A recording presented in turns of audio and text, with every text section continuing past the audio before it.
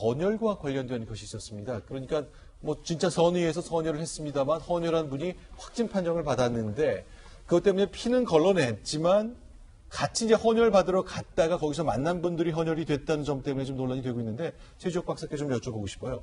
이게 그러니까 감염자의 피도 그렇게 생각만큼 위험하지 않을 수 있다 이런 설명을 질병관리본부가 내놨는데 그건 어떤 얘기입니까?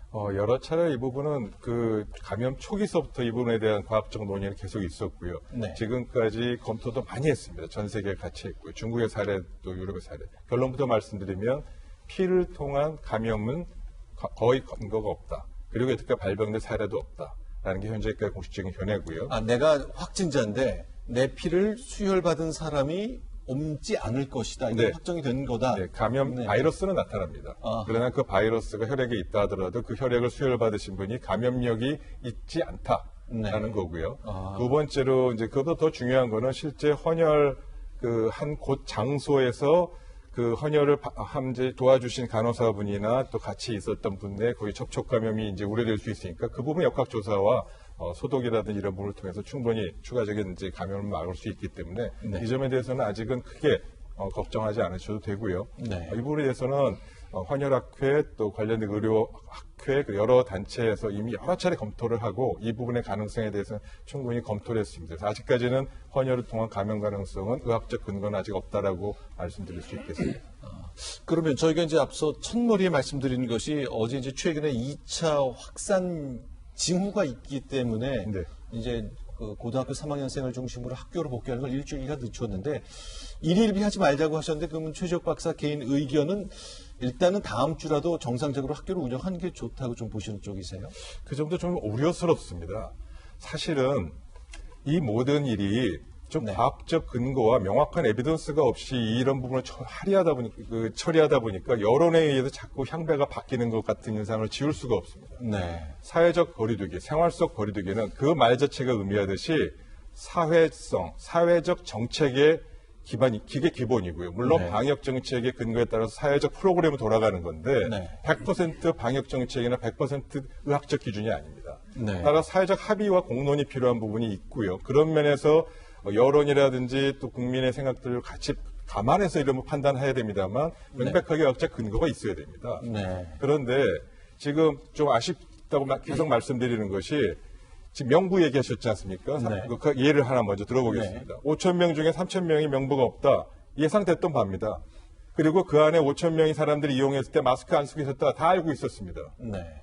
그러면 방역당국은 뭘 했었어야 될까요? 소잃고 외양간 고치면 안 되지 않습니까? 뭘 해야 되지 않습니까? 앞으로 유사한 사례는 계속 생길 겁니다. 또 다른 업장에 이런 상황이 생기면 또 문 닫을 겁니까? 또 폐쇄할 겁니까? 안 됩니다. 이미 예를 들어 하나 들게 소방서는 이미 관할의 담당 사업장별로 다 담당자가 있습니다. 네. 구청도 다 담당자가 있습니다. 환경부도 실내 환경을 담당하기 위해서 다 담당자가 있습니다. 한 달에 한 번씩 수시 점검도 갑니다. 상시 점검도 합니다.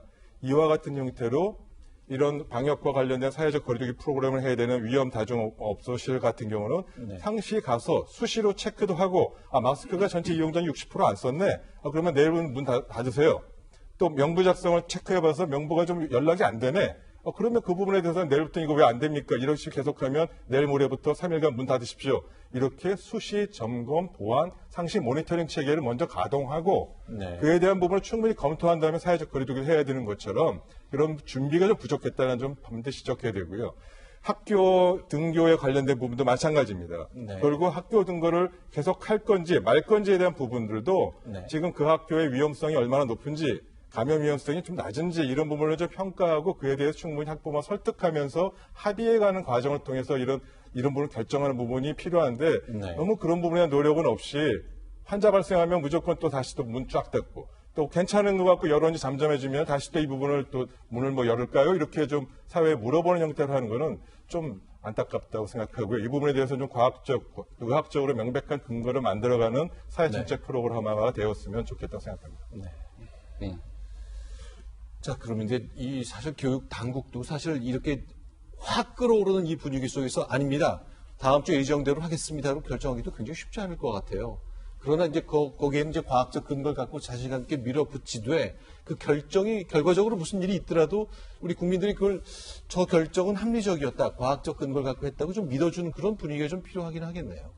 그러니까 사실 이번에 그 이태원발 코로나 다시 대거 확진이라고 네. 하는 사태를 접하면서 딱 떠올랐던 게 그분의 성함은 기억나지 않습니다만 이번에 그 생활 속 거리두기로 전환한다라고 네. 하면서 정치가 이 방역의 재난을 몰고 온 날로 기억될 거다라고 네. 했던 분이 계십니다. 네. 근데 그 말이 자꾸 곱씹어지더라고요. 그러니까 방역 당국이 우려하고 조심스럽고 아직 때가 아니다라고 했는데 너무 갑갑해 하니까 국민들이. 그리고 그렇게 되다 보니까 행정을 책임지고 있거나 정치를 책임지고 있는 저희 같은 경우가 이 부분에 대해서 좀 느슨해졌었던 건 아닌지 하는 뼈아픈 게 있습니다. 네. 저도 좀 새로운 경험을 했는데 어느 한 이렇게 그 휴양시설을 가니까 네. 모든 그 입시를 하기 위한 사람들에게 모두 다 입실 한 동반한 사람들의 이름과 연락처와 문진표를 다 작성해서 지출하도록 하더라고요. 네. 이게 근데 뭐 보니까 법적 근거는 없는 것 같아요. 근데 네. 그 시설을 운영하는 기관 저 회사 쪽에서 자기들 자체적으로 정했던 것 같습니다. 네. 그래서 제가 가령 한 곳은 이거를 내 정보를 공유하지 마세요. 네. 당신들만 보고 일주일 안에 회귀하세요. 하고 이렇게 표시를 해놨는데도 입시는 시켜주더라고요. 네. 다른 법적 근거는 없더라도 자체적으로 이런 근거들을 세울 수 있다고 한다면 예를 들어 우리 최 박사님 말씀하신 것처럼 다중이 이용하는 공간이라면 나중에 무슨 일이 발생했을 때 금방 그 시기에 이것을 이용했던 시민들이 누구누구인지를 확인해서 안정성을 확인할 수 있도록 이런 체계들을 만들어 놓는 거. 방역당국이 지침을 만들고 정 안 되면 다시 국회로 이와 관련해서 법적 근거를 만들어 달라고 해서 네. 하더라도 그렇게 일이 벌어지면 금방금방 찾아서 해결할 수 있도록 하는 것이 맞지. 터지고 나니까 뭐 3,000명이 연락이 안 된다 이러면서 온 사회의 불안감을 네. 증폭시키는 방식으로 가서는 안 된다고 생각을 합니다. 제가 정확하게 기억이 뭐 나진 않습니다만 아까 박원순 시장이 200만 원 벌금 부과하겠습니다. 네. 박원순 시장이 마음대로 하는 거 아닙니다. 아까 말씀하신 것처럼 얼마 전에 국회에서 개정했었던 개정법에 따라서 이게 추진되고 있는 거거든요. 네. 그렇기 때문에 과도한 권한인지 아닌지는 국회에서 사회적 합의를 만들어 가겠습니다. 필요한 조치를 방역당국이 이런 걸 해달라고 요구를 하면 국회에서는 그 부분에 대해서 사회적 합의를 만들고 여야 간의 합의를 통해서 관련 법들을 만들어서 국민의 안전을 지키는 데 모든 역할을 다하겠습니다. 근데 어제 서울시에서 발표한 걸 보니까 지하철 얘기가 또 빠지지 않았었는데요. 저희가 이제 역시 그래픽으로 준비한 게 있는데 기준을 좀 제시를 했더라고요. 이제 정원보다 한 150%, 그러니까 한 1.5배쯤 승객이 많아지는 때가 되면은 마스크를 착용하지 않는다면 열차를 못 타도록 하겠다. 그런 네. 내용이죠. 그러니까 어느 정도 강제성을 발휘하겠다는 건데 반드시 좀 필요하다고 생각합니다. 그러니까 평상시에 지하철 혼잡하지 않는 때를 적용하겠다는 것이 아니라 네. 아마도 지하철 혼잡도가 150% 이상이 넘어가게 된다는 건 저도 어제 이 퇴근 시간대에 지하철을 한번 탔는데요. 특히 여의도로 가게 되는 9호선을 타게 됐을 경우에 정말 사람이 너무 꽉 밀집돼 있어서 이거 코로나19 이 정도로 괜찮을까라는 생각이 들 정도였습니다. 네. 근데 이런데 단순하게 마스크 착용에 대해서 시민의 권장사항으로 둘 것이 아니라 이런 경우에 한해서는 반드시 마스크를 착용할 때만이 지하철에 탑승할 수 있도록 하겠다는 것이고 네. 마스크를 언제든지 구비할 수 있도록 하게 되는 여러 가지 조치들까지 취하겠다고 하니까 네. 지금 현재 시점이 굉장히 이 코로나19가 더 추가적으로 확산되냐 마느냐에 대한 중요한 기점이기 때문에 여러 가지 조치들이 계속해서 나오는 걸로 볼 수 있습니다. 제주혁 박사님 어떠세요? 저 조치는 뭐 필요한 것으로 보시는 거죠? 예, 지금 매우 합당하고 반드시 필요한 조치라고 보고요. 네. 지금 같은 상황에서는 반드시 필요한 다만 마스크를 네. 꼭 구사를 써야 되느냐, 80을 써야 되느냐, 꼭 그 부분에 대한 거, 혹은 덴탈 마스크라고 하는 의료용 마스크를 써야 되느냐 부분에 대해서는 좀 더 유연하게 정책을 좀 갖고 활용했으면 좋겠습니다.